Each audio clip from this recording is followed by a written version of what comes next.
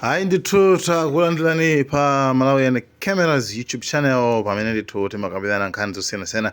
Uyu ndi Alexious Kamangila amene ndithu chaka chatha anatchuka kwambiri chifukwa iyeyu ndi lawyer ndi anayambanso ndithu kupanga expose kufukula kumaonetsa pangalang'amba anthu makamaka amene ali ndi majaji ndi maloya koma amachita za zinyengo ku Malawi.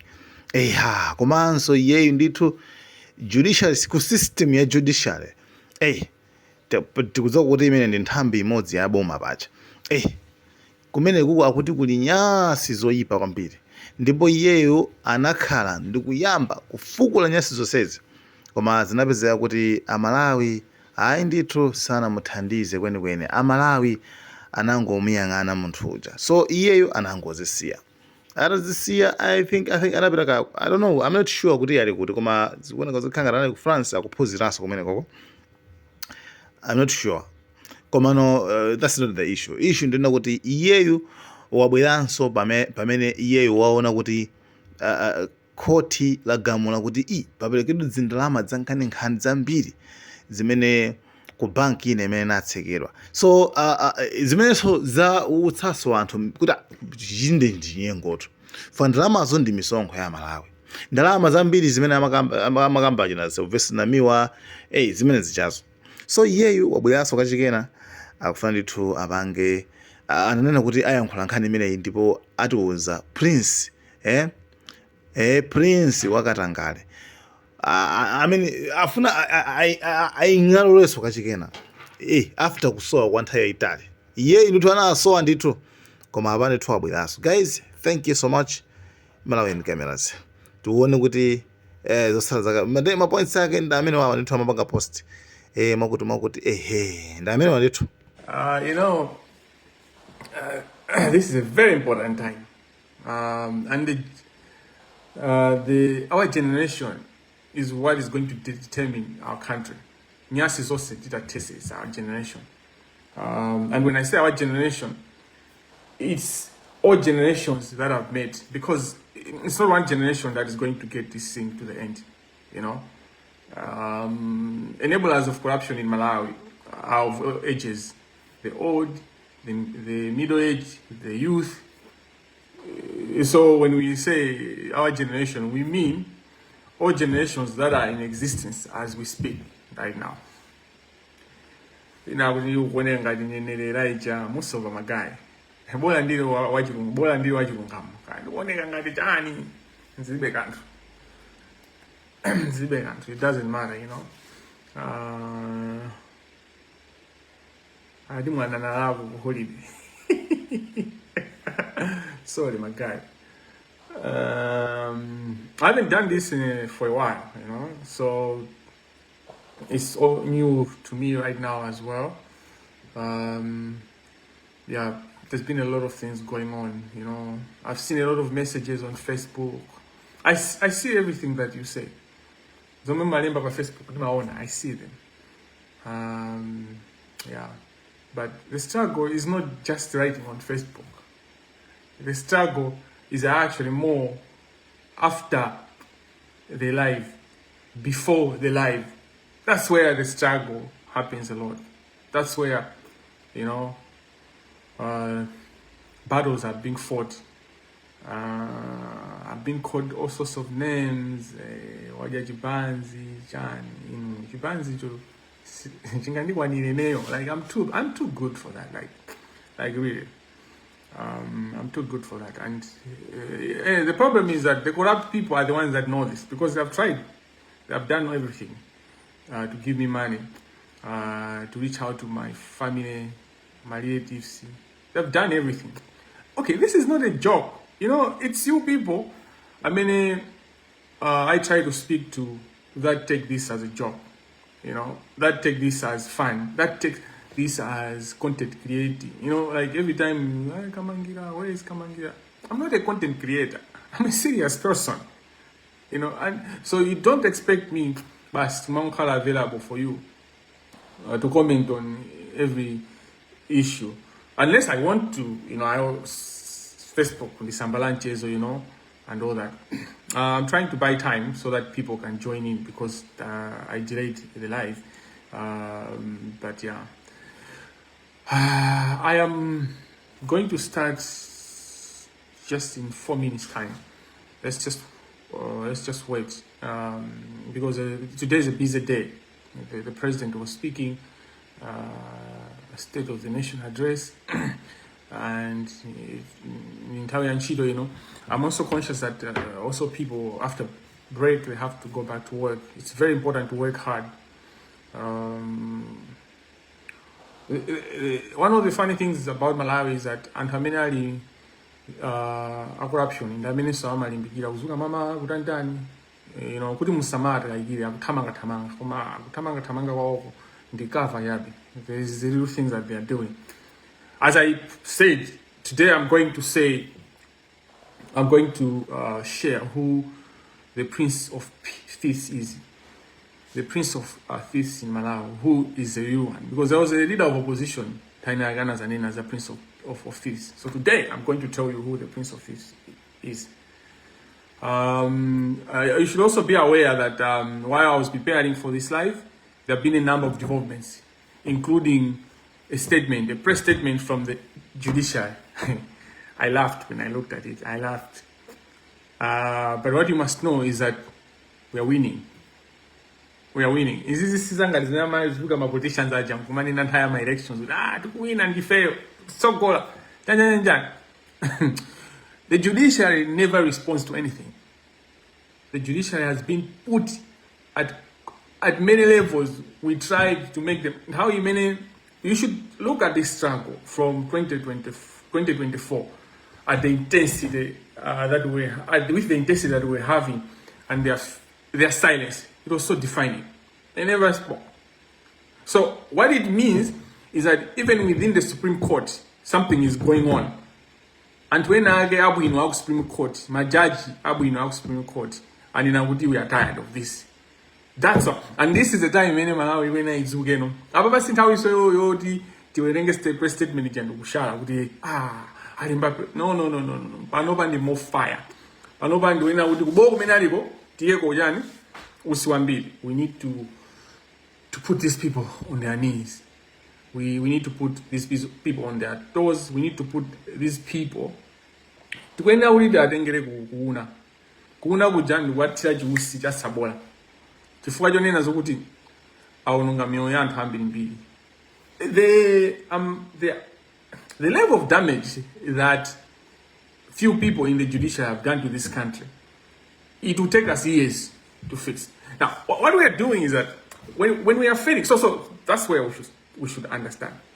But as we are trying to think about the damage that has already been done, there are damages that are being done every day, including financial bank, a finance bank case.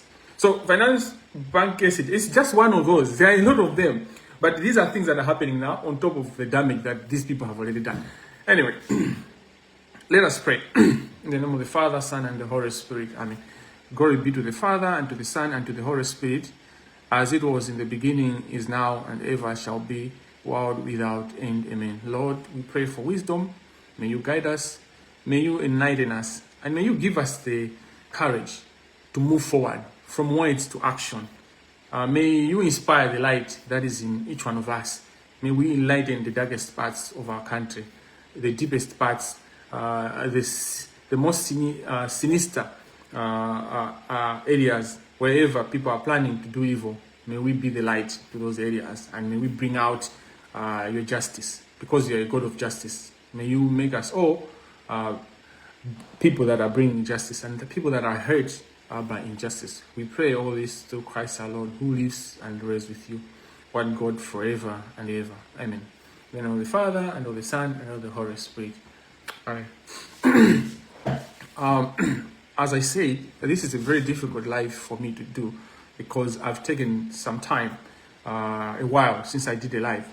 And that comes with its own things, because when I was in that retreat, when I was in that refractory or reflective period, so many things come up. You understand more things, you understand more behaviors, you're able to see. But also you face things on your own. You know, in my space, there have been a lot of battles that I've been dealing with. So many of them. A lot of wins, but also there have been losses. So the most important thing is that I'm alive. The second important thing is that I'm still standing, fighting against corruption in the judiciary. And the third thing is that there seems to be a new interest by Malawians to deal with corruption effectively, not just talk, not just, again, talking about it is not bad. It begins with having conversations, debating and speaking on it. And that's why you see statements coming from the judiciary, press release from the judiciary. Now, we have given the standard. Whenever issues arise, they are going to be making statements. So that's one of the victories you should see. We are taking home already.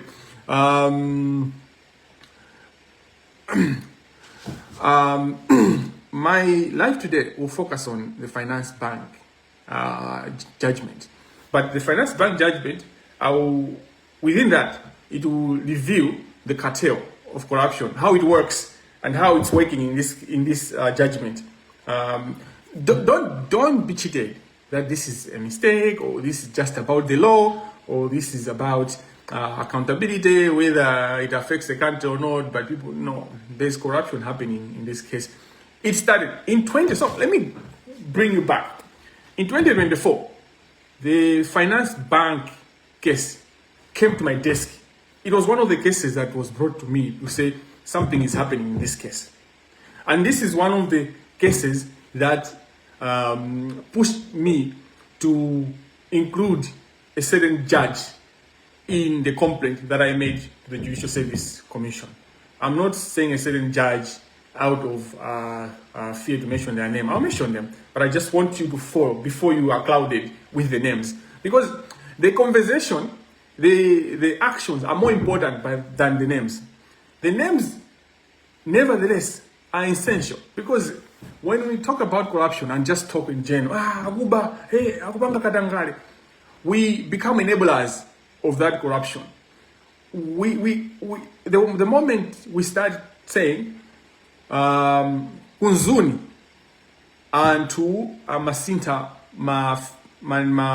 they were changing grades and say director wagudi, the student wagudi, the supporting staff wagudi, and those people are head of. That's how you do. But if the issue, for instance, kunzuni ingotela monena gudi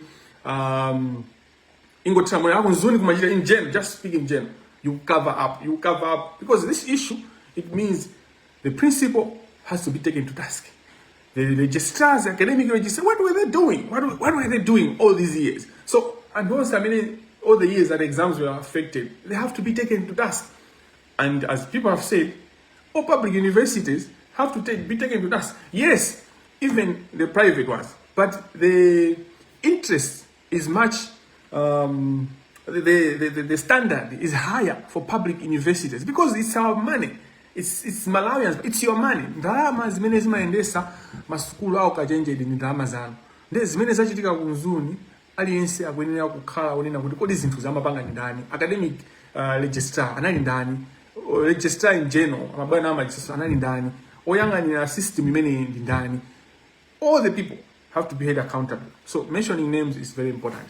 So in 2024, I received a complaint and evidence.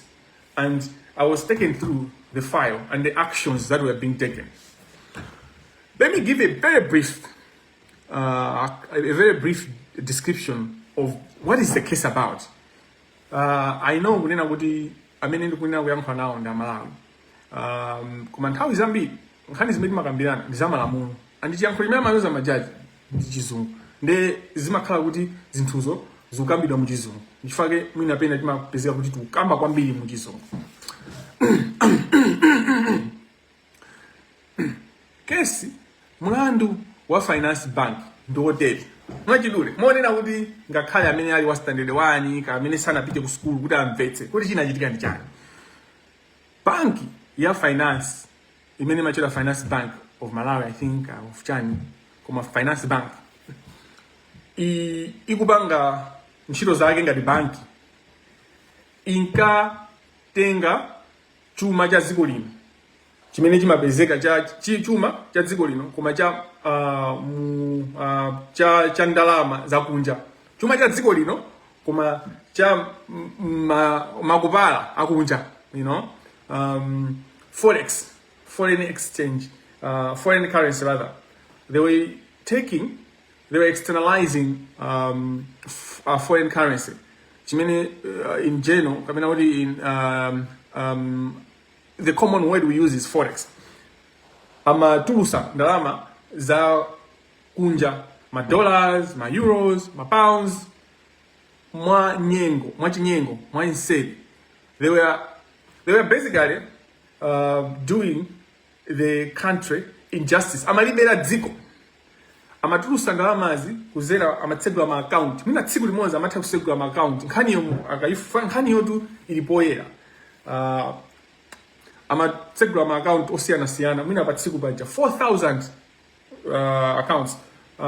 Pena I think anazafika mpaka na 30 chakuto 22,000 bank accounts. Ndikutulusa ndalama za kutulusa kutibera Malawi. 2005, you know, 2004, so zimene zimachitika for a period of time.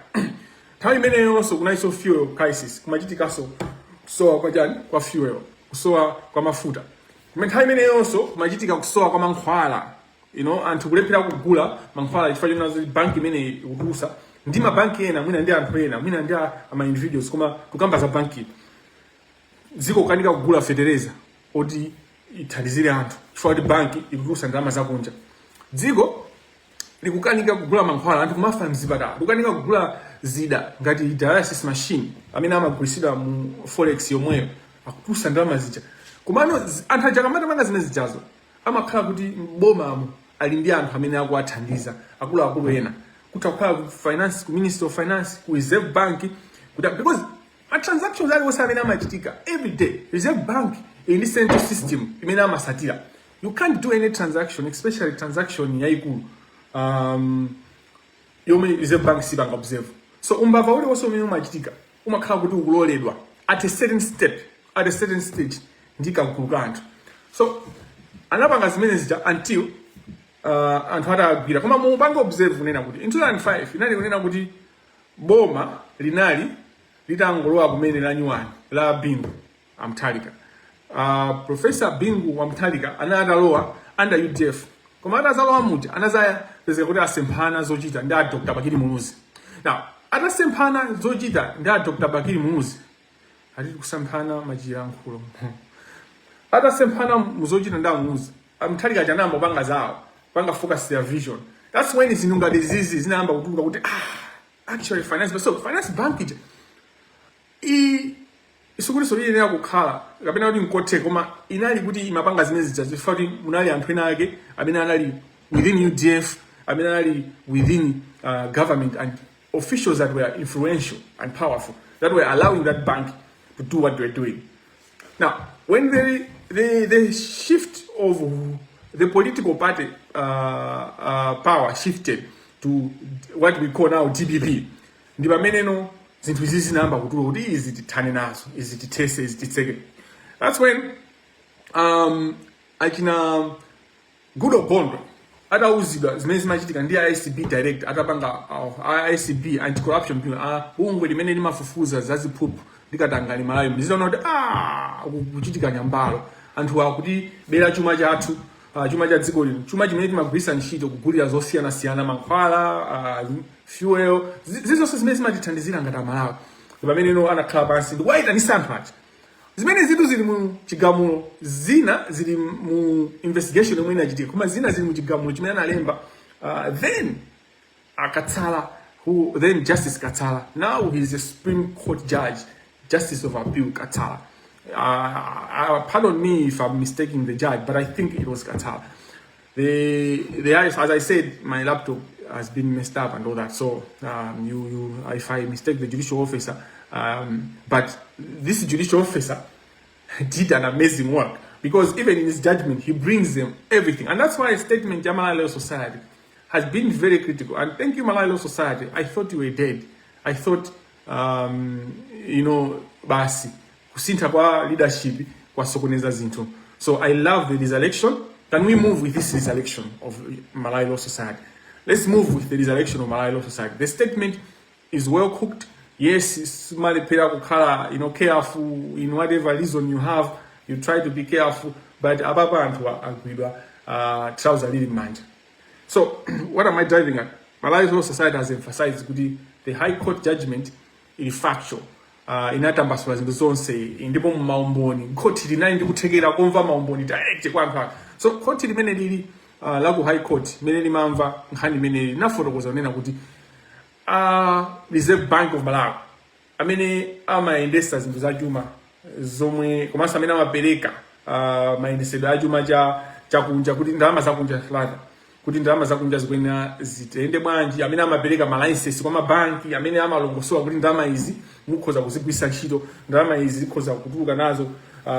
The power that banks do or exercise on forex and in many things imakhala delegatory power. They regulate amene amaendesa zonsezo ndi Reserve Bank Malawi. Mwini mphamvu zoyendesa za ndalama kumalawi kunoko ndi Reserve Bank, banki yaikulu ya ku Malawi. Amene amabanki aja amangopasidwako mphamvu kuzera mu chiphaso choti inoti azipangani zimene mukufuna. Ndikuona anthu ndithu akutumiza timastar timajanjani. I appreciate that. Go on doing that because it invites your friends to join. Chifukwa conversation ena akumatha kuitenga tikayikamba kena akatha kuipanga twist. So it's better to hear it as it's being said before they twist, before they maybe just cut a certain aspect and then spread it so that they can distort the information that I'm sharing. Ndiye abjaji anaonesa bwino nkhani imene Reserve Bank ndi Attorney General wanthawi imeneyo anasumira bank awa chifukwa chokuba chuma cha Malawi. Now mumvese pamene amene anapita ku court tu kwa high court ko anali Reserve Bank of Malawi ndi Attorney General. And chimene anapitira nchonena kuti mu kafukufuku wawo amayenera kuti anthu aja afufuze. Ndipo anafufuza ndipo anapanga audit ndipo pali auditor company imene inafufuza bank aja ndikuona kuti anthu andolapa ndipo amanena kunena kuti ife tabwera kunoko kuti anthuwa apereke ndalama zimene tinagwirisa ntchito kupangira audit. Time in I think in around 13 million or something like that. So this is how the case is. Kuti Reserve Bank of Malawi ndi Attorney General anapita kumene kuja kukanena kunena kuti ifeyo awawa amaba andi muchigamojo finance bank anavomereza kuti amatani kodi amapanga adi za chisawawa amapanga za kanyava amabera Malawi. You see now at that point anthu aja analipira komano iwo aja amene anapanga counter claim. So counter claim ndikunena kuti Kamangila wabwera kuzadandaulira court kapena kuzadandaula pa mfumu kuti mfumu abamba wawo andiponda, andiponda ine ni mama mwawanga nakhala pampando ndi anzanga iwo akudusa andiponda.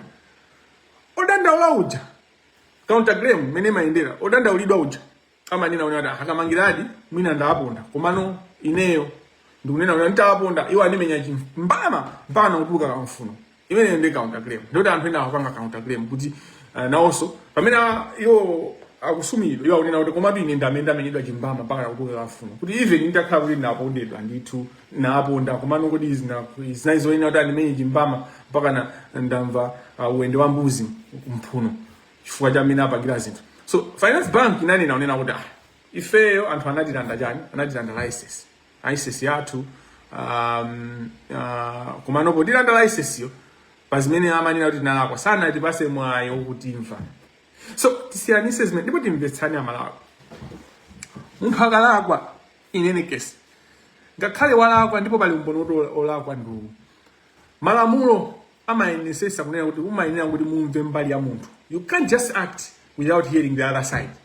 Ndifuna kuti magwada pano kugudizana kugujuzana kuti Amalawi ngakhale munthu mutampeza atatenga mpeni akumbaya munthu akapita pa court ali ndi ufulu onena kuti munthuyo amvede mbali yake chifukwa mukapanda kumumva kusogolo kumadzachoka chani kuti ya there was no procedure sinamvetsedwa malamulo ndi imene amayendera ndiye ife tinatsanga malamulo kuti aziyenda choncho andi malamulo ndi abwino timawaononga ndife anthu ndiye ndi pamene pamene pagona no loophole imene no adambwayo amene wawa agwirisa ntchito kodi ndisanapitirire chitsogolo ndikutambasula chimene chikutiphunzitsa ndi chani boma likasintha pamakhala zinthu zina mwina zimene boma lina silimapanga bwino but how you handle that matters. It will affect the country. We should not ignore this part. We have to engage this part. Kunena kuti adindo muli ndi udindo onesesa kunena kuti mmene mukugwira ntchito yanu mukusatira malamulo. Chifukwa ngakhale muli ndi udindo wanu umayenda ndi malamulo. Udindo wanu sukuti basi as one council, senior council now I believe said this is not the Republic of Banana. Komanso anas kuti okay nya set zimene mumapanga zimakusatirana. Now point imeneyo tadusapo tibwere nokuti nkhani kuti tifike panono ikufika bwanji komano timakamba paja kuti anthu ajana apanga counterclaim. A high court judge mene amapanga chigamulo chawo anafotokoza bwinobwino ndi muli mfundo bwino zimene anakanira zimene anthu aja amapempha ndipo zimene anthu aja amafuna kuonesa zili ngati abale anga kuti munthu wampeza nyumba mwako ali mudengu akutenga ufa wako akutapa ufa wako iweyo wampezerera mmene muja nde iwe wangofikira chiteche chija munthu uja ukagwera uko kumenyesa kukhoma munthu nde kwabwera kwapitano pa mfumu mapita pa mfumu paja mfumu aja akuweruza milandu nde akunena kuti ine munthu ndampeza nyumba mwanga kundibera ufa munthu uja akunena kuti ine awanimenya theche ndipo atanimenya theche ndamenyesa mutu maona apa pamene ndatupa munthu uja watupa. Now ndinakamba kunena kuti 2024 kesi inafika pa desk bank kuti inafika pa desk bank chifukwa chani panali umboni oonesa kunena kuti kesi ya Finance Bank versus Reserve Bank of Malawi and Attorney General of Malawi, a Justice of Appeal, Chikopa, has interest in that case. Chikopa, kesi mene monga mene mwamvera ma medium, I think 20 years, 21 years, it's been going on. Kumano zimakanika kuti ipite kumapeti finally kesi yovuta. Why? Panali ma competing interest. Pali administrative section 42 administrative justice, an aspect of administrative justice. Imenena like kwika kuti Reserve Bank of Malawi, Minister of Justice atapezeka kuti apeza kuti anthu amaba ndimo amabera a Malawi amapusa forex mola kwika momphwanya malamulo. Sana siyendese bwino kuti munthu uja kumutenga ndikukhala naye pabwalo ndikupanga process because ni many zimayendera. But on the other aspect it was kuti claim yonena kuti mwapepesa anthu kuti munalanda mulakwika ndiyozerezeka. Kuzerezeka kwake ndi ukamalawa malamulo awo atasema kuna mizeni kuti awandi amaziwa malamulo alinse tonse timaziwa malamulo ali there tonse titakapanga interpret. Malemedeza amene amachitika ku court they are guided by principles and amaenda under the old law kumene malamulo alidogera equity. So kale amene ankaweruza milanda nalinso mafumu and ya mfumu amaendera equity imene sinali ngati more sophisticated as it is now. The equity in the principle, you can't go before equity with unclean hands. He who comes before equity should have clean hands. So there's no way you can give a certain remedy that is an equitable remedy when you are unclean. So muntu amene amaba ufa mudengu sanga beze kuti lero anene kunena koma ananimenya theche ndi andipepesa ndikupezeka kuti kumpepesa kujadu mwene awa munapeza ndithu akuberani ufa nde mutayo kumasuna chite bwino fa munamenya chiteche chimenechi chifukwa choti mwamenya kumbuyo mwapwetekaso zinthu zina zosakhala bwino nde mwapase matumba madengu 5 aufa. Mukumvesa Malawi zimene yachita Supreme Court mwachidule nchonena kuti inu mwapeza ubande akuba ufa mujani nyumba mwanu mudengu la nyumba mwanu dengu la ufa mwamenya chiteche koti lavomera kuti analida kuba amene wako machifani mwamenya chiteche ndimo mwamenya malo lakwika mukwena mwabwezere matumba madengu 5 aufa uwu ndi uchitsiru umene ukuchitika ndi Supreme Court ndi uchitsiru umene Supreme Court ukufuna kupanga. Now Justice Chikopa SC, no one, Alexious Kamangila, he's the one who has been moving with this case. The evidence is there. He's the one that has been pushing this case. Judgment imene yatulusa Supreme Court, because it's a judgment, whether it's a 1 minute, whether it says 1 second, whether it's a 30 second, whether it's a 5-hour judgment, whether it's 1 page, whether it's 50 pages, it's a binding judgment. And the judgment damages, if any, should go to the Supreme Court. And now, why they have said that? They are not stupid. He's corrupt. These people. On a bench and 7 bench. So bench, my judge of Supreme Court. And how is Ambili? I'm in a ngabo nditu. I'm in a nthawi zambiri panopa malamulo amayenera kuti akhale 11 or 7 kumapitawo koma amayenera kuti akhale nambala yonena kuti asapeze kuti awiri anena izi amayenera mwina anena awiri izi atatu izi kalikali koma panopa ndi kuti follow izi atatu izi. Ukaiona bench manager anthu atatu bench manager, they know everything that is happening. They have been part of that. Koma key ring leader ndi Chikopa wajaji wake manager ndizi zinazonyasa zimene mwina ndingo zipanga mention koma lero kupanga focus za finance back ndikuti this case came before me in 2024 tikupanga zimenezi ndipo ndina case imene is one of the cases that pushed me kunena poyera kunena kuti Achikopa ndi akuba. Now amalawi muzizo kunena kuti some of us, and sometimes when we speak timakhala kuti tikuziwa zinthu zina zimene nisumukuziwa, and at that point zimakhala kunena kuti kuzichula zinthu zija sizipanga weight. It will not give weight kutengera ndi mene zingapangire weight at now when everyone is interested. Where pamene zatuluka zinthu zina chapulika, you know chapulika sangachibiseso chinalinga chinthu chinatupa ndi anamanga bandage ya la white loyera anthu nkumaona kuti kali bwino koma ano chinthu chapulika ano mafinya ali pali posi chikununkha bandage just singagwire ntchito. When you look at one of the notices of hearing, anachita kupanga draft anali Achikopa okha ndipo anaitana maparties kuchita kwaitana bwerani case manager ya finance bank. The lawyers that have been handling that case all along anali Mordecai Msisha, a senior counsel, achina mpaka ndi lawyers ena pamene achina wapona gida pamene analowera isu achina Chikopa pamene anaitana unena kuti nthawi yoti tikhwasule yakwana. That case, as I told you, that case has been stuck for ages. It doesn't mean kunena kuti maloya samapanga manotice kuti case chayende kuti athani ndato ne general kuti amapanga koma Supreme Court chomwe imango yanga na manotice kumango yanga koma pamene Achikopa case chana itenga anaita na maloya wawo amene amapanga nawo madiro wapona kita ndikujoin case atakubwera ina wapona mtandi pamene inayamba kutamba na case ika ku Supreme Court amakhanywa process apo case jana yamba kutamba ngati kulabo kuti apa zikwinde bwa kuzoona izi zimene ndikuuzani izi ndi reality zili kwa inu kuona kuti mupanga bwanji zili kwa inu kupanga investigation ndikuona kuti kodi ku Supreme Court case amaithamangisa ndi ndani file ili uzofesa ndipo panopa by now because the issue is out, the Supreme Court has indicated we need to know kuti amina kulemba.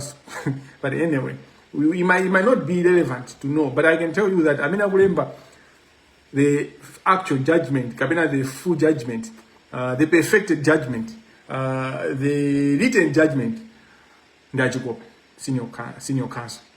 Ngati sala Achikopa akhala akapanda kapena amadisi. I'm challenging you. Ngatata sintha panopa. Izozo mukazaona judgment imene izabwere aza ilembe judgment imene azakhala Achikopa. Ngati sakhala Achikopa azakhala madise kapena akapanda. All these people, it's a cartel. It's a cartel that we have allowed. And this conversation I'm bringing, these names that I'm mentioning, they are not just for you to laugh and say, hey, wachula, hey, loya, so akunena sawopa. These are names that I'm mentioning that you as Malawians who have, the judiciary is there for you. You should demand. No, because up to when are we going to see, to watch this? And God provides opportunities for people that are killing, people that are destroying his children. So I always give an example my Israelites. I mean, I'm in Egypt. Moses wabwera afuna achosemo ku Egypt kuja. Panachitika zambiri mbiri Farao amakana kuti ndi Maisraeli sachoke. Achitika zambiri kubwesa miliri kutantani. Komano Mulungu amalanga anthu aja koma salangiratu. Samaliza ayi.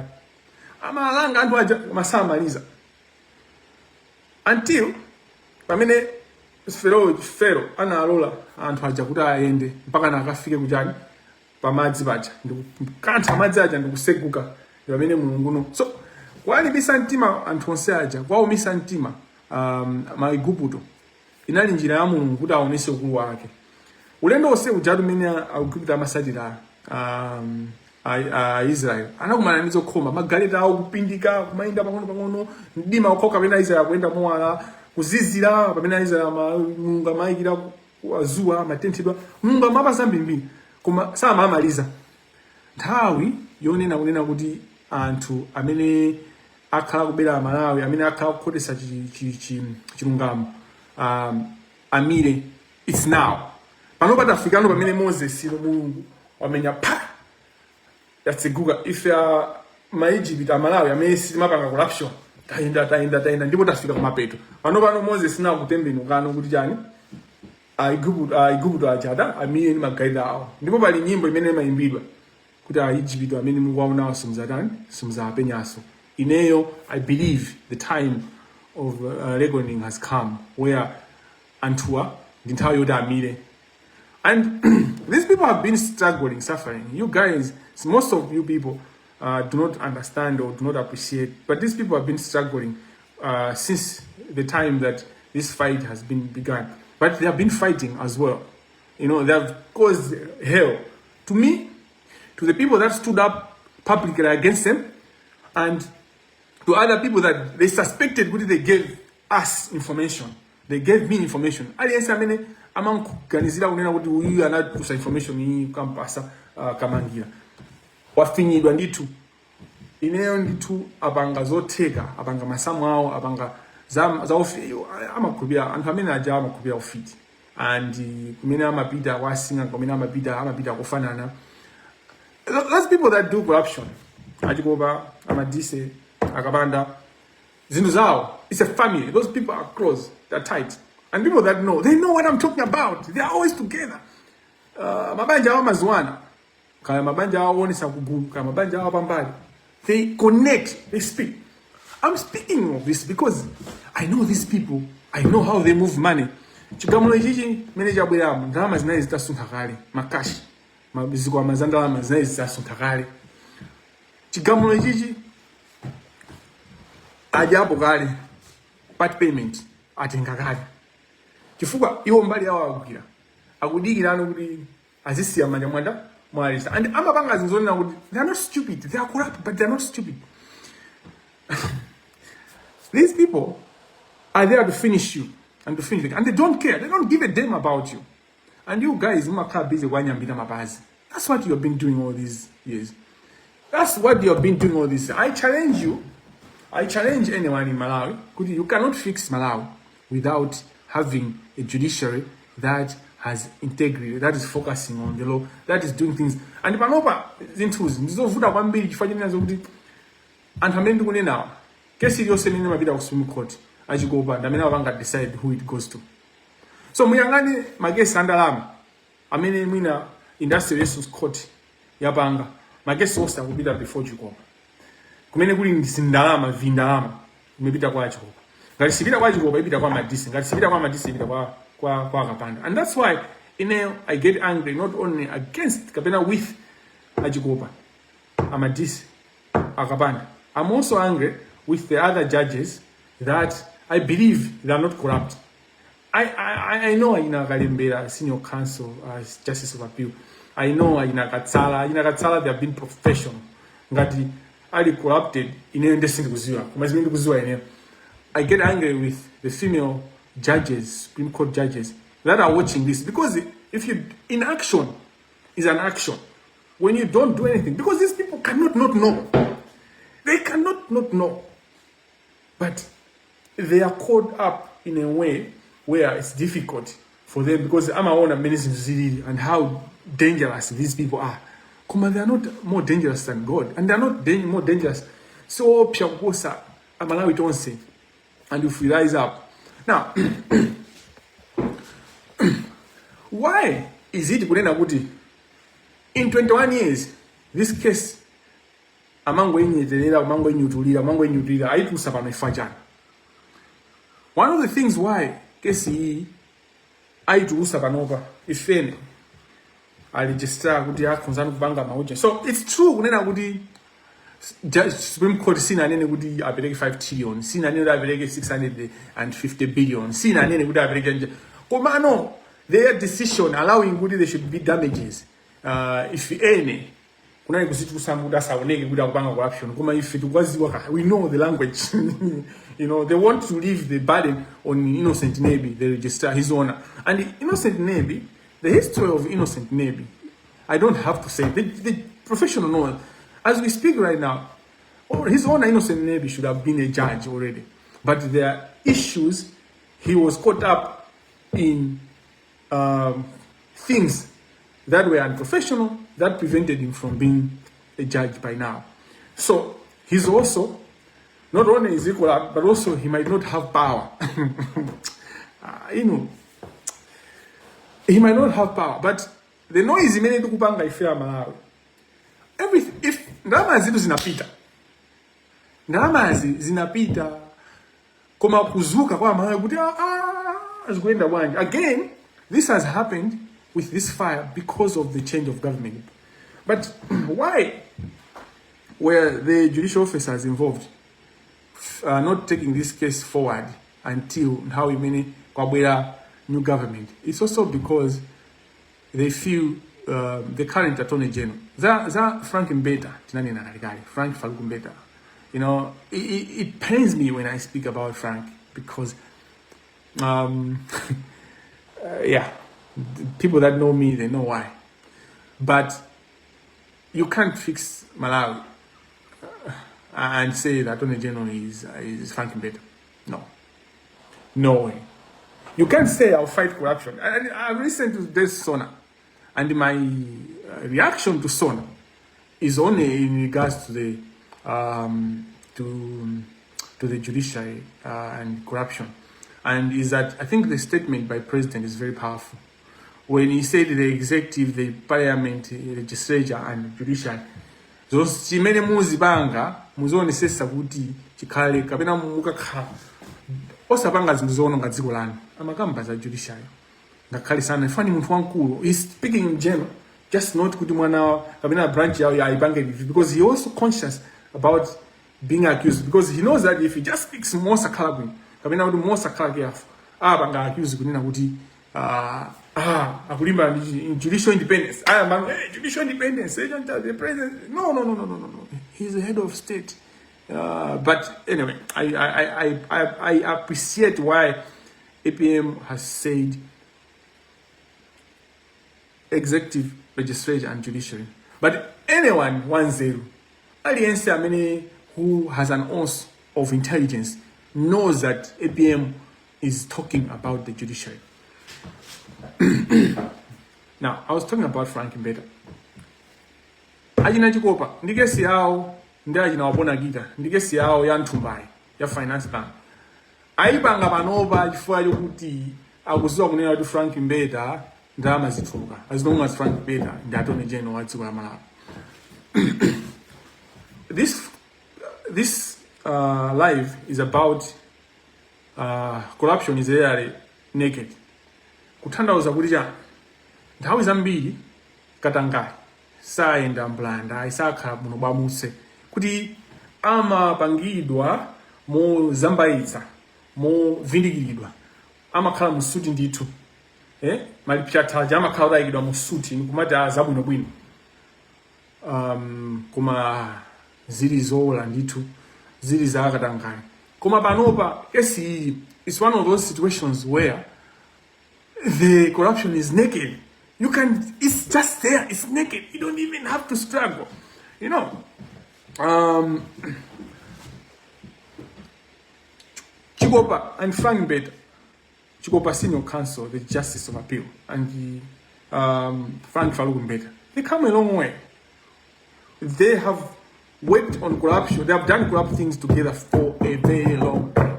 Just the same way, these people, Aina Ken Manda, Aina Wapona Kita, Aina Edi Kakajere, they have been doing corruption for a long time. Let me give you an example. Malawians, the person is Sansos, many don't know about Akala, Abanga, Milandu, Yoni, Rodi Milandu, Ababa to Sisna end. Kesi ya Salima yomwe inalioni na kuti agato amalawi mayiwala you forget mongo khala basi it's excited kathawi kuchipa then you move on. Panali kesi ya Salima imene panali zinthu zambiri zimene zinaphwanyidwa kuti kesi ja panali environmental assessment kuti akato aja zikatenga madzi kusalima panali opposition yambiri IU kuti kulilongwe kali kuti chani kuli misinje why don't you take madzi misinje mukwasiya misinje ayende akafika kusalima ndi muzika atenga kusalima is it working panali zambiri. And Malawi Law Society was one of the lawyers that was standing against cattle contract ya cattle. And Malawi Law Society anka imini anai Brightail, Council Brightail. And there's a report imene kodi kesi ya cattle kusumi court anka itamangisa nayo na ijikupa. You know? And there's a report where Mr. Brightail in his volunteer work, because he was doing pro bono work, ama yimira Malawi Law Society maulele. Anapereka report kunena kuti ambeta anauza kunena kuti name your price mukufuna zingati sindingamba zambiri pankhani many. I might be barred by law from saying more on this issue. Khani many others. Khani ma plastic, the banning of plastics in Malawi.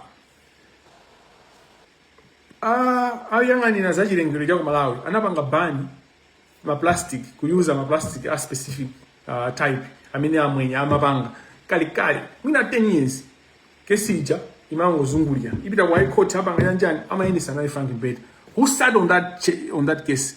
It was Chikopa for years until and that case has been I've that case. I even handled that case when I was a lecturer at the University of Malawi because we had interest to use the clinic, environmental justice clinic under the University of Malawi and the law school. Kuti atenge ma students abange study chitenge case yo join and there's a lawyer anyway the point is ndinima file ose ndinayo kuma nkhani kuti imene na India napezota Chief Justice Anzika Manda anango segwa file ina nkhani ja ndikuithesa koma file ina yuda achikopa amaikhalira. Who was handling that case? You find the good and I find better. I can give you so many examples, but there are many people that know even more than me. But tikabwera nkhani ya election case. Nkhani ya election case. Kamera nkhani ya zisankho. Because case ndi nkhani yo mjiji wa mwake case ndi nkhani. Mlandu wa zisankho. The then SCP director Ramek Matemba anabangisa interview anabangisa press briefing ku SCP ku house nyumba ya weja ngora majeda sumjeda kuyiwa press briefing me in napitako. If you go his check in the records, even there should be videos. I was there. And one lawyer that I was there with was Ayuba James. I was with Ayuba James that day. And I asked questions to to Lamek Matemba. That day, Lamek ananena unena kuti council Lamek Matemba. Ananena unena kuti pali lawyer, pali a judge, amene anakatenga ndalama kwa munthu wina kwa business. Ndipo ndalamazo amati akapereke kuti apange influence my constitutional court judges. Lawyer wake anali mbeta kaya. Kamene ngati sana mbeta mutuuzi. Koma ndi enough ishi zinthu zokwanira zonena unena kuti lawyer wake anali mbeta. Ndipo judge wake anali chikopa. Amene anatenga ndalama. Ndipo ndalamazo anatenga. Sana apitise so kwa majajiwo. The 5 judges, the constitutional court. And we still have this person sitting on matters. Everyone that pays attention knows this issue. And you have lawyers that you go to court with, Akabanga fight justice. Which justice? They are sitting, they are going before our deputy chief justice, who received in the armor for a business person. They will see as the business person because when for business you anamangidwa nditu anakakhala kuchikili for a while. Komano nkhaniija sinakapitirira munthu jasana kamanga chifukwa kuti munthu jama nena unena kuti singamangidwe ndekha. Komanso munthu yo ndi billionaire in dollars, you know? And munthu yo chakwera pardon this person ali ku Supreme Court akupanga appeal. Appeal imene ikubwera chifukwa choti amafuna munthu yo ampase belo yomwe yakhala kazambiri. So amalawi, corruption is connected. The corruption si class related. Kutuluka pardon imene analandira atomumpinga njira. Si pardon wamba. Ndi pardon yomwe ili connected. So anthu osewa asamati pusise kuti akufuna kuthana ndi corruption. Unless we see the actions. We need to so I have appreciated the State of the Nation address, the SONA, by His Excellency Professor Arthur Peter Mutharika, on his strong stand. Kuti sabisa muntu, saika nkhwapa muntu, komanso kuti inu a executive, inu a parliament, inu a judiciary, zimene mukupanga muonesese kunena muzipanga zinthu zoti zisaike dziko lanu pachani pamoto. Komano, I want to challenge Professor Arthur Peter Mutharika. Kuti you cannot change Malawi with Frank Mbeda as the Attorney General. Never. What PPM does, that's none of my business. He's the appointing authority. You can't have that on Frank Mbeda as the head of the bar. Which bar? What are you talking about? What kind of massage are you doing? Like, what kind of massage are you doing? Because zose zachiko pandapanga connection. Alinzage muntu uyi, you know, wemale kuli mlandu wachikhalire maumboni alipo. Zomwe anakatenga anthu a chigamulo chonena kuti wakuti kuti musamange chanjani pompano panali nkhani zimene anthu mmakamba. Komano, what you must know is Frank Mbeda is one of the people that anayamba, one of the few people that went to court kukatenga injunction remedy kuti ICB asamfufuze. That's in a record. Again, the ICB director Lamek Matemba there's an interview where he amafuna muntu kulira unena kuti mutilesa bwanja wa court, mutilesa bwanja kuti timfufuze muntu. We want to investigate muntu. And nkhani yake ndi ya simple. Mwenye samabereka ndalama kujani kwemalaye kuja unapeza kuti chani nkhani itapita ku court. And guess also in ISO before days and there's an high many chief justice kodi amwene judiciary yedu ndinayo history ya corruption. I have it all, you know. Ndi zose zili apa, you know. Time many and there's ali chief resident magistrate Ambeta anagwidwa kuti pereka chiphuphu kwa official wa MRI. How can you, and nkhani yo mpaka na he's not accountable, and at least if he's even cleared, you could have just as a country at least mina pakalego case mungu onamizira ngati mumuzenga mlandu kena kumpange clear. But how does a person become the head of the bar? For God's sake, like which world are we living in? Pina pake you wonder good amalawi Malawi, and you're there, and I'm very excited. That's why you can have a politician go on a podium, kunena kuti olondama zwana ba inde ndipo sana kugaideni. Kuma zinezo msamanene pa Facebook. Zimenezo zikambiana nkatika. Where do you think the courage to say that comes from? That's not just because muntu wazelezeka kabina jani. They know kunena kuti asiyana because aliyese ndizanzake ayi muti banga mulingi jani izi zangu izi nza. If you have Frank Faluk Mbeda as the Attorney General, you can't say you're going to fight corruption. You can't. You can't because corruption they are implicated. He is implicated. So I have nothing. I have no personal grudge with Frank. I have issues with the country. In a Dziko Malawi has to be saved, and you can't say kuti sindi bagira muntu. Pamene ukutenga kuti bange fight corruption, they are corrupt. It's not different from the former SCB director Wajoga Gauch. I mean, anali acting for a while. He was anali ukuthi ama jesera. Corruption is just my jesera. My pastors are good as that hands. My Bayama Jackson could nepe corruption is. I know all the meetings that SCB did. I don't even have to, mention his name. Kuma the acting SCB director. I mean, Wajoga Baba. I'm a Peter Kwamalo Mwewa. There is evidence, the tools. So these people have been followed. They don't know that. They have been followed. We have pictures of these people. That you know, Bona Gita, Kumakambirana Zintu, Chanchan. The corruption in Malawi, in Africa, I'm a fear mu Antu give up. But we are not giving up because once you give up, then you become part of the problem. The fight has to go on. Corruption ite, more honest with all your energy. Even in Kanye, as I it is even anan. But we have to stand on principle and fight corruption to the end. Corruption itu ndio vuda many mindela. I thought it's not easy, but corruption is not impossible to deal with. They just have to be one as a nation. No safe, and it was safe do. Sikuti ndijiguru jambi and hoche pajabe nkukala serious. The chance that we have right now is that we have a president that is not seeking second term. One. Two, we have a president, I mean, at least Aguzu Mina Bujita. If he's going to be making mistakes, it's not those mistakes will not be because he doesn't know. Because he's knowledgeable. APM is knowledgeable. I've been saying this even when Jaguar was president. He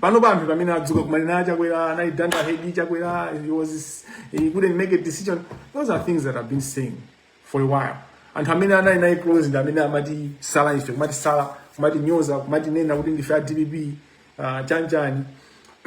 Panova, I'm saying the same things. Kunena. So consistent. I'm consistent. I am consistent. I'm not an angel, but I'm consistent. And of course, I'm not corrupt. My drive was on APM. When I would APM Panova, I leave excuse. You only na gudi singudi sama ziwa zintu. Kamina ntamango mpangira zintu. Chifuga, he is knowledgeable. And he knows how people mess up. Because he has seen that. And he has been reflecting. Kumango jadu mbali mwanyanja minana sana pita wakawi. Suta nango pita mwene kuja. Madzi have got capacity to freshen you up. The air that comes from the sea, from the water, from the lake, especially fresh water even of Lake Malawi, has capacity to make you intelligent or to make you see things better, to open, to widen your horizon. Jambo Lake Malawi. Chima kubasa maajo. Amina makutandiza udu uone zintu. I was just trying to give you a break. But where am I driving at? Chikopa, SC, JA, Beta, Frank Faluk, the Attorney General. The other side in the Reserve Bank of Malawi. Now, pay attention. Who is the Reserve Bank governor as we speak?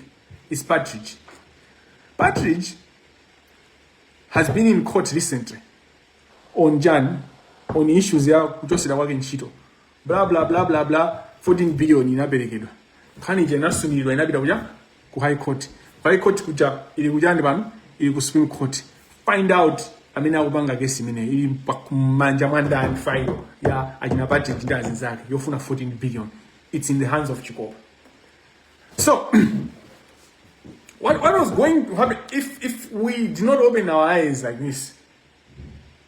But it's triangle imeneyo pa Chikopa ababa no the prince of corruption, the prince of thieves in Malawi is Chikopa. Ravmo Chikopa, senior counsel, justice of appeal. Apa ukuzabera kaenebula ngatone jeno pa ukuzabera reserve bank governor ngati mwavomereza komano yeso aindike siyake ya 14 billion imene ili pano manja mwanda mwa prince of thieves Chikopa. What we do in Malawi is crazy. It's crazy. How can one person have so much power like that? Muyangane makesi amene akutoka ku industrial relations court anda maphamwa kuda kwamakatira file ya ndani pa court la ndani ikafika ku supreme court mupeza kuti Chikopa. Akulu. What else do you need? Because people will say, hey, antumba panga shout, hey, corruption ile ngombana kuma mboni sumbwele. Umboni wake umene mafuna umboni wake kuti zachite kutusa matumbo athu kukupasani. Do you want us kuti tusentima wathu ndikukupasani kuti umboni mukufuna kuti umboni mukamati mufuna tukupase mchani mufuna tichose maso athu tukuse tukupaseni kuti umboni. As we speak right now tina umboni unaberekedwa wambiri wake Manda sanganani Judicial Service Commission ndipo unena kuti nkhani aweruza in 4 weeks amalawi makhamu banga chani anyamata hold current you should pay this is our words to you. You play a lot, you know. You you present yourself as tough and as you engage, but you're on the surface. You know, can you wake up and deal with it? Because you have mentioned me many times and I never addressed you. I never spoke. And it's important to bring this conversation. But muma kamba zintu pamamba, and that helps corruption. Because muma kangalika mukupeleka accountability, kuma suma kanumba accountability because information ndipo. Last time makamba zaka mangira, mwachura kamangira kawili kosi. And you were saying, moto wama basis na ngamba you muma peleka my innuendos that are helpful to the corruption, to sustain corruption.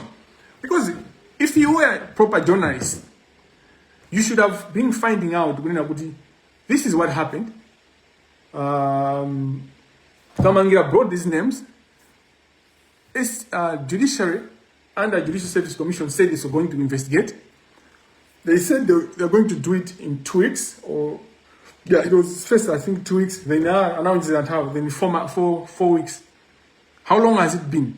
Whose job is it supposed to be investigating? Whose job is it to investigate, to do the investigations, proper investigation? You want me to be doing investigations? When you say Kamangila, what do you want Kamangila to do, leader? What do you want? Because I did everything. And I continue to do everything. I continue to give myself to the fight against corruption. Totally and fully. But you journalists, not only hot current, but I mention hot current because you keep mentioning me in a light way. Lightly. You know? You should find out Gudi Ken Manda. Agutani Panova. What is he doing? Ken Manda, I'm a mamu akuti. I'm a mamu andinani. That's what you should be finding out. You know, Ken Manda is still drinking in his own way. You are born a guitar. And you say, Kamangila, I don't go to see, I don't go to you should be finding out, is Ken Manda, Justice of the High Court, receiving salary? You should find out, champion in Hani Manager, Sans Palivi, Pamenali, Ken Manda. Atabwera Justice Kajari, Kukano President, World Commercial Court. Has things changed? What happened? I can bet you do research. These banks have benefited from my work huge. Magesi hao anthu even ku Supreme Court anangoika ma injunction, especially Ken Manda anangoika ka injunction lifi khani changoyisisisa, anayamba kuthamanga, anasunta. You can do an investigation in this. There's proven evidence, research, University of Malawi, law school, social science. What research are you doing? Can you do an investigation to see from 2024 to 2026 how the court has operated? Commercial court. I'll just give you an example. Commercial court. Do an investigation. Focus on Zoma Mabanga again, Manda. My case Mina Maindira, how it was stuck. My case especially Amina Mabanga involved Zandala. Kesi ya Salima, you may not book as says many and this to me. And you know that I'm in court right now. Even now, as I speak. And you sit down and say, Kamangila, I'm done. Bible mulimawa manena unena kuti mulinditsoka iwe kolazimu, mulinditsoka iwe bedside. Chifukwa zimene waziwa iweyo anakaziwa wakuti amachiwa sonzinda wina bweza atasintha. Amalawi mawu amene muwawerenge ndipo muzikemo mawu Bible mulinditsoka. If you continue to lick the feet of the people that are killing you, and how uchekani pakhosi mwatusalilime lanu kumanyambita malo osakhala bwino, kumanyambita kuphazi, kumanyambita kumapembeza. But these are the people that are cutting you by the neck.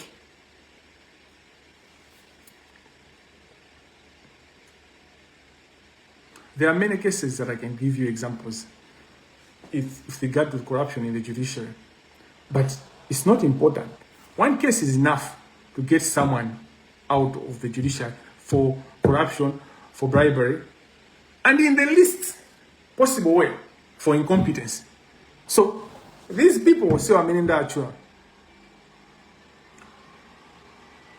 ata kubisa wabisa wadedeza osa wajosa mu judiciary on the basis of kuti alandira zipupu. But when you look at these examples and everything, incompetence ili clear. In fact, corruption ili pambana. Kumano, my point is, my grounds amene unga mjosele judge au judge ndawili corruption, incompetence, kumanso mwina kudika wakatika kukira nshiro kuti mwina wadwala or something. Anthu sewa ajikopa.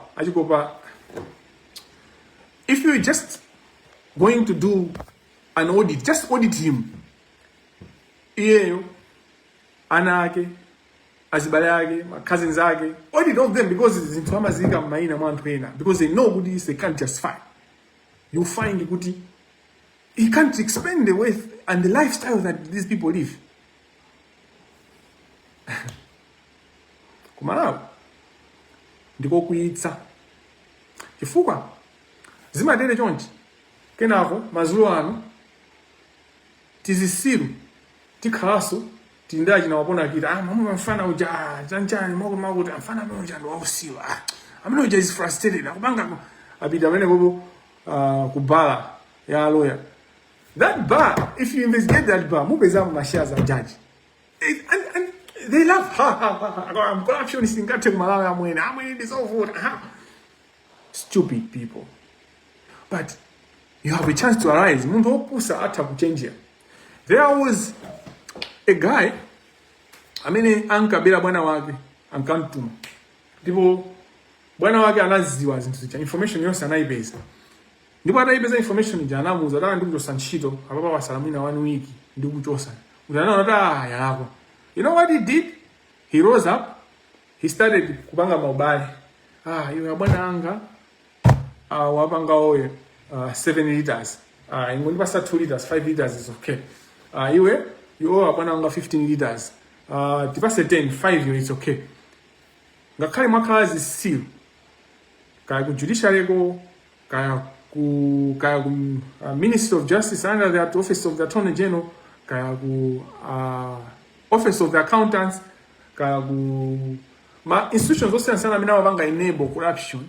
You still have time to act like this clever servant, this shrewd servant who zitamutina anabanga rise anamba nokubanga maubali anamucho samuja anakapeza kofikira ifetu tukufuna aliyense ayambe kukhala bwino situ kuti tukunena kuti amene ali corrupt angokhala corrupt musabwere kuno. Change, help us end corruption, come out my Craig, you are part of the corruption. What do you do? Ukoti kuja. Craig wa judge, kabina umajisa amena mabanga corruption. Ama jita kusubika. He lives a life that he can't afford. Yosa kuizana ni salary yake. Ama takumaindira gari moto. Yodi, amini gamu na itinga kuti. Craig amene wa judge, amene akubanga corruption. Because corruption ninja. Craig ujama kali momo. Utiro muja. Of course, when you investigate, you find kuti ama jamina 1% or 2%. But ukoti kuja kuti ma Craig ambi amena kutua kumene kuja. And you have stayed quiet. To protect. You are the people we are the ones that protect the corruption.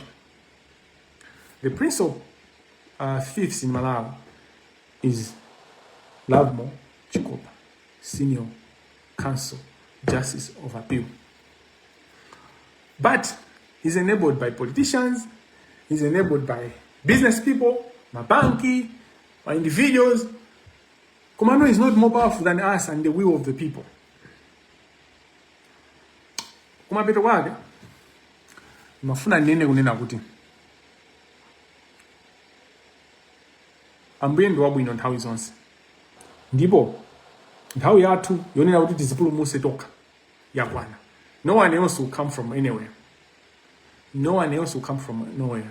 Tokha tikuyenera tizipulumutse Amalawi ndi kuthana ndi uchifwamba umene ukuchitika ku Malawi, umene ukuchitika kujulisha. All these politicians are abandalama. You can't hold them accountable if you have the Deputy Chief Justice. Onena kuti ngwakuba. Onena kuti ndichimbala nkondo. Ndichigawenga. You can't hold them accountable because they just pay. And they've been paying. All these people, my billions will say aba. And what happens?